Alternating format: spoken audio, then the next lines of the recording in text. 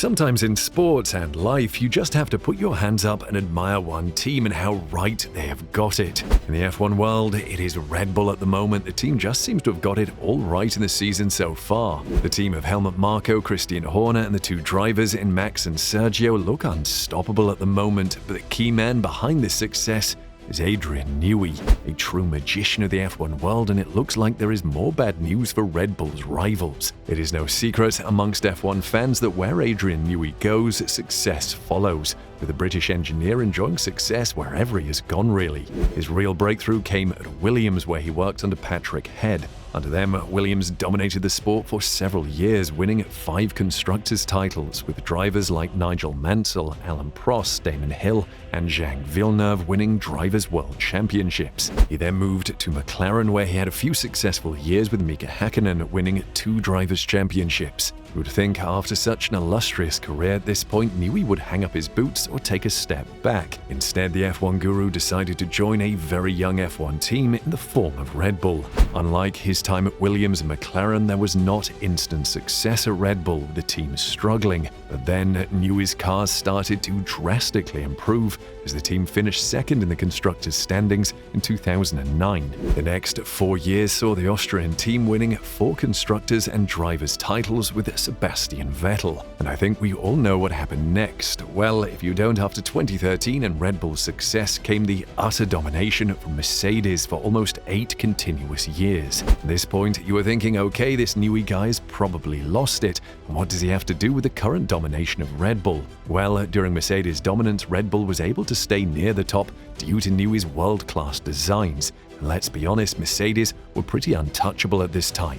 Well, like all good things, they must eventually end, and end they did, with Mercedes being bested by Red Bull in 2021. And then came the utter dominance of Red Bull in 2022, with Max and the team winning the championship at a canter. And on top of this, they won their first Constructors' Championship since 2013. The man behind the scenes was, of course, Adrian Newey, with many crediting the dominance of the car on how well the British engineer adapted to the new regulations. Such is the dominance of Red Bull that we've now started to see the other teams looking to copy them. Earlier in the season, there was a lot of jokes from the Red Bull team about having 3 cars on the podium when Aston Martin was on the podium in Bahrain. A little cheeky from Milton Keynes' base team, but they are not entirely wrong, with even Mercedes now saying they will go in the direction of Red Bull, and if Red Bull want, they can have a sticker on the car. At this current point in time, Red Bull look like they could be dominant for the next few years, with the team having all the key components for success in F1.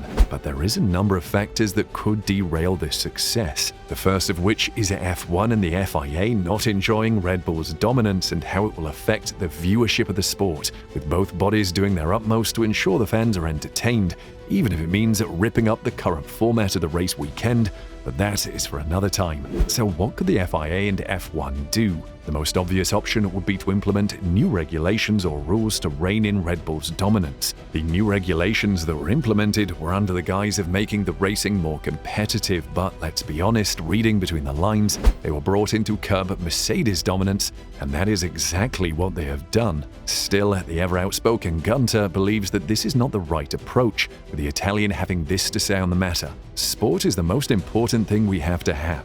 You can't blame the regulations for this," he explained, "because if someone does a better job than the others, they should have the advantage. We still have a good race between Checo and Max, which doesn't seem to be without sparks, without a show," Steiner told Motorsport Total.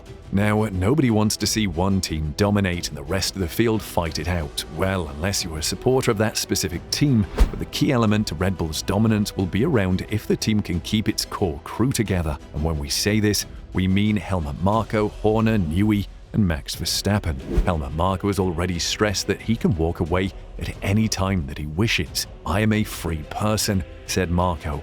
"I can stop at any time if I am no longer happy. We'll see what happens in the future." Marko is getting on a bit, with one of his closest friends, Dietrich Mateschitz, passing in October of 2022.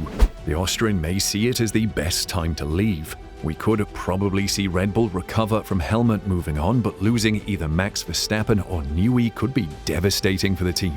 Max has always said that he doesn't know how long he will be in the sport, with the Dutchman cutting a more and more disgruntled figure, in particular over the ever-changing format of the sport. Even if you change the format, I don't find that is in the DNA of F1 to do these kind of sprint races. I hope there won't be too many changes, otherwise I won't be around for too long. We are heading into seasons where we could have 24 or 25 races, and if you then start adding more, it is not worth it for me. I will not enjoy that, the Red Bull driver said in Melbourne. Now, if Red Bull's current domination continues, then Max will only need another 6 years to surpass Schumacher and Lewis Hamilton. But we all know there is a lot that will happen in this time, and we are sure Mercedes will have something to say about it. In Horner's recent interview, he didn't exactly quash the rumors about Max's future. Max is his own man, and he's very, very strong in his opinions and on his outlook on what he wants to do in his life, Horner explained. And I don't see him being a Fernando Alonso and still racing at 41 or 42 years of age, or maybe not in Formula 1. But what his love and passion is racing. But how long that burns for, that's each individual's own journey. They've got to find that out for themselves. Damon Hill believes that Max should stop now because having fun is the most important thing, otherwise it just becomes a grind. Now, we are pretty sure that Red Bull could recover if Max were to leave. Most seasoned F1 fans will tell you the driver is important. Still, the key to any continued success is the car, with Binotto saying that the drivers contribute 10% to the success of the team, and the other 90% is down to the car and strategy. And if you've watched enough F1, you would also know that if you have a dominant car, then the strategy doesn't really matter, as the car pretty much wins it for you.